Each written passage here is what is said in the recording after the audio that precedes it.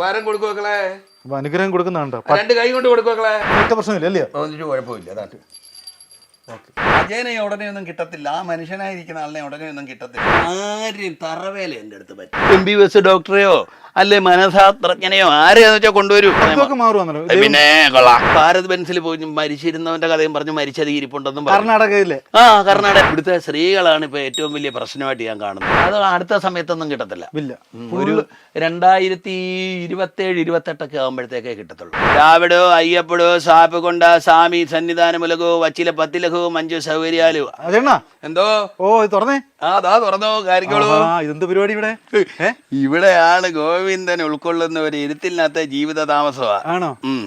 നിങ്ങൾ കടന്നു വരൂ. അങ്ങോട്ട് കേറട്ടെ? കടന്നു വരൂ. തുറന്നു. അത് കടന്നു വരൂന്നല്ലേ, തിരുവനന്തപുരത്തുകാരെ ഭാഷയെ അറിയാം. ഇവിടെ പട്ടികളൊക്കെ ഉണ്ടല്ലോ. ഇതെന്റെ പാറക്കുട്ടി മൂകാംബി അമ്പലത്തിൽ നിന്ന് കൊണ്ടുവന്ന എന്റെ പാറക്കുഞ്ഞാ. ഇത് കണ്ടാ, ഇവിടെയാണ് ജീവിതം. ഇതിനകത്ത് അപ്പുറത്താ. ഇവിടെ തന്നെ അല്ല, ഇവിടെ വെച്ച് കഴിപ്പല്ല എന്റെ പാറക്കുഞ്ഞായത്. വരം കൊടുക്കുമക്കളെ, അനുഗ്രഹം കൊടുക്കുന്നുണ്ടോ? രണ്ട് കൈ കൊണ്ട് കൊടുക്കുമക്കളെ.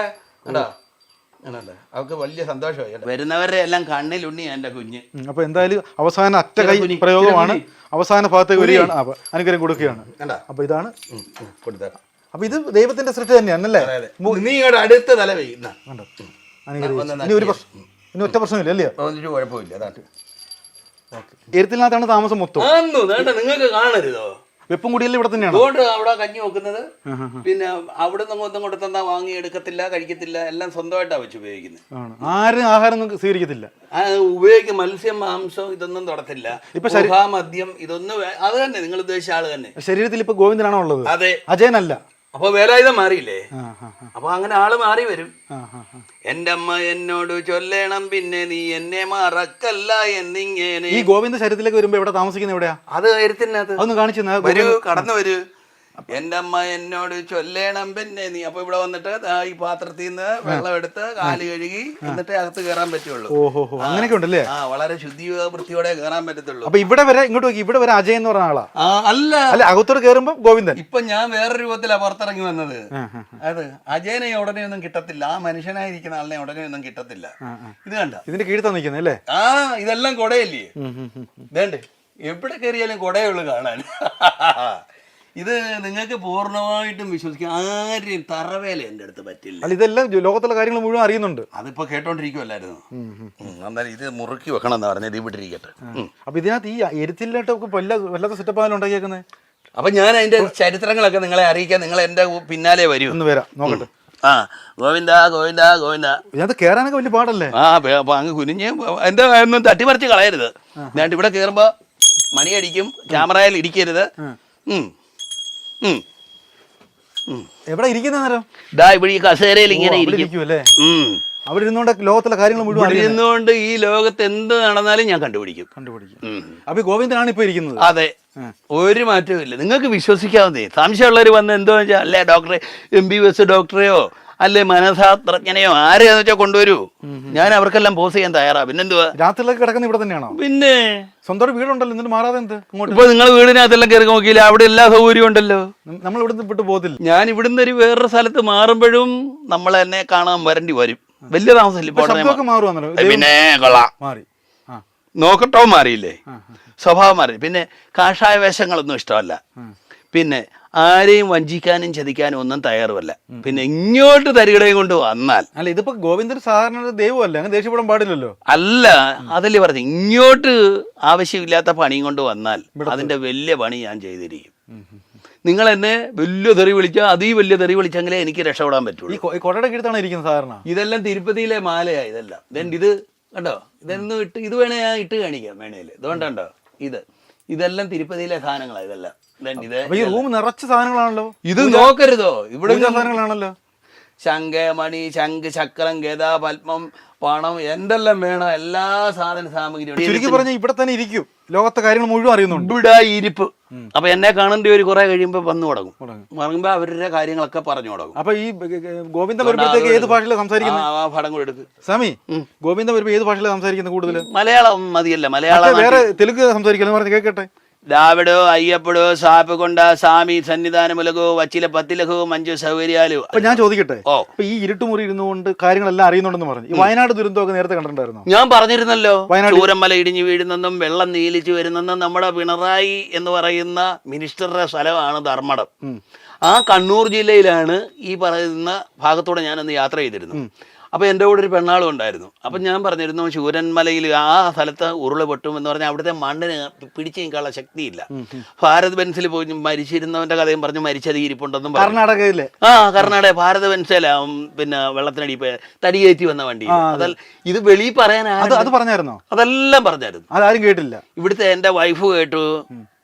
എന്റെ വൈഫ് എന്നാ ഞാൻ പറയുക എന്ന് പറഞ്ഞാൽ മനുഷ്യരല്ല എനിക്ക് കൂട്ടായിട്ട് കേക്ക്, മനുഷ്യരല്ല എനിക്ക് കൂട്ടായിട്ടുള്ളവരാ എന്ന് പറഞ്ഞാൽ മനുഷ്യര് ദൈവത്തിന് കൂട്ടായിട്ട് ജനിച്ചതാ. വണ്ടിയിലുണ്ടെന്ന് പറഞ്ഞായിരുന്നു.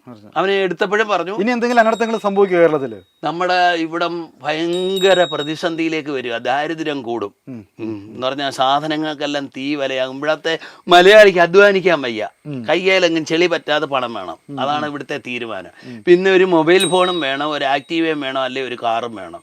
ഇവിടുത്തെ സ്ത്രീകളാണ് ഇപ്പോൾ ഏറ്റവും വലിയ പ്രശ്നമായിട്ട് ഞാൻ കാണുന്നത്. എന്തോ പായുന്നേ അത് പറയുമ്പോൾ അവർക്ക് എന്നോട് ദേഷ്യം വരും. പറഞ്ഞിട്ട് കാര്യമില്ല.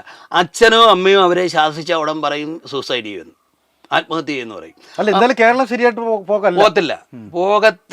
ഒരു 5 വർഷത്തിനുള്ളിൽ കേരളത്തിന്റെ സകല ദൈവത്തിന്റെ നാടെന്ന കേരളം അറിയപ്പെടുന്നത്. ഇപ്പൊ ദൈവത്തിന്റെ നാടെന്ന അല്ല അറിയപ്പെടുന്നത്. 5 വർഷത്തിനുള്ളിൽ എന്ത് സംഭവിക്കും? ഇവിടെ ദരിദ്രങ്ങള് പ്രയാസങ്ങൾ കൂടും, ആർക്കും പണിയെടുക്കാൻ വയ്യാന്നേ. പിന്നെന്താ, നമ്മുടെ ഭൂപ്രകൃതിക്ക് അതേ രീതിയിലുള്ള അനുഭവങ്ങളാണ് വരുന്നത്. ഇപ്പൊ തന്നെ കാലം തെറ്റിയാ മഴ പെയ്തുകൊണ്ടിരിക്കുന്നത്. വയനാട് പോലെ ദുരന്തങ്ങളൊക്കെ ഇനി ഉണ്ടാവും. ഈ നമ്മുടെ ഈ ഭൂപ്രകൃതി കണ്ട ശരീരം നിങ്ങൾ ചോദിച്ചില്ലേ, വിശർക്കുന്നത്, അസുഖങ്ങള്, ഇങ്ങനെ തീരാവ്യാധികൾ കൊണ്ട് നിറയും. ഭയങ്കര ദുരന്തം എന്തായിരിക്കും സംഭവിക്കാൻ പോകുന്നത് കേരളം?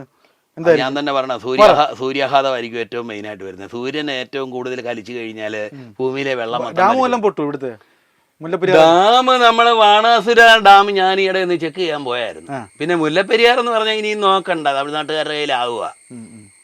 ഇവിടെ എല്ലാം ഞാൻ സന്ദർശിക്കുന്ന ആളാ. മുല്ലപ്പെരിയാറിനാന്നല്ല അടി, അതിപ്പോ ഉടനെ അങ്ങ് ഒഴിവാകും. അല്ല, ഇത് ഇവിടെ എല്ലാം പോകുന്നുണ്ട്, ഇങ്ങോട്ടൊക്കെ പോകുന്നുണ്ട്. മനസ്സല്ല, ഞാൻ നേരിട്ട് യാത്ര ചെയ്യും. ഞാനിപ്പോ 4 ദിവസത്തേക്കകത്ത് ഇപ്പൊ തിരുപ്പതിയിലെത്തും. 4 ദിവസം ഇവിടെ ഇല്ല, തിരുപ്പതിയിലെത്തും. ഞാൻ മാസത്തിൽ ചിലപ്പോൾ എനിക്ക് തോന്നിയ 2-3 പ്രാവശ്യം എത്തിക്കളെ. എൻ്റെ നാട്ടിൽ എനിക്ക് എല്ലായിരിക്കും തിരുപ്പതിയിലെത്തിയ പിന്നെ ആഹാരം, വെള്ളം, ബാത്റൂം, ദർശനം. അപ്പൊ എന്തായാലും ഒരു കാര്യം ചോദിക്കട്ടെ, ഈ എരുത്തിൽ വിട്ടിട്ട് പുറത്ത് പോകത്തില്ല, ഇവിടെ തന്നെ ആയിരിക്കും സിസ്റ്റം? ഞാൻ ഇവിടുന്ന് വേറെ വരുവാ, അത് നിങ്ങളെ വിളിക്കുമെന്ന് ഞാൻ പറഞ്ഞല്ലോ. നിങ്ങളെന്ന് പറഞ്ഞാൽ തമിഴോടെ ചേർന്ന് വാക്കാം. നിങ്ങൾ, നീതി, ന്യായം എന്നൊക്കെയുള്ള വാക്കുകൾ ഉച്ചരിക്കുന്നത്. ഈ തിരുവനന്തപുരത്ത് എന്തൊരു കുട്ടി, എന്താ കുട്ടിയെ ഇപ്പൊ ഗോവിന്ദനായി അല്ലേ?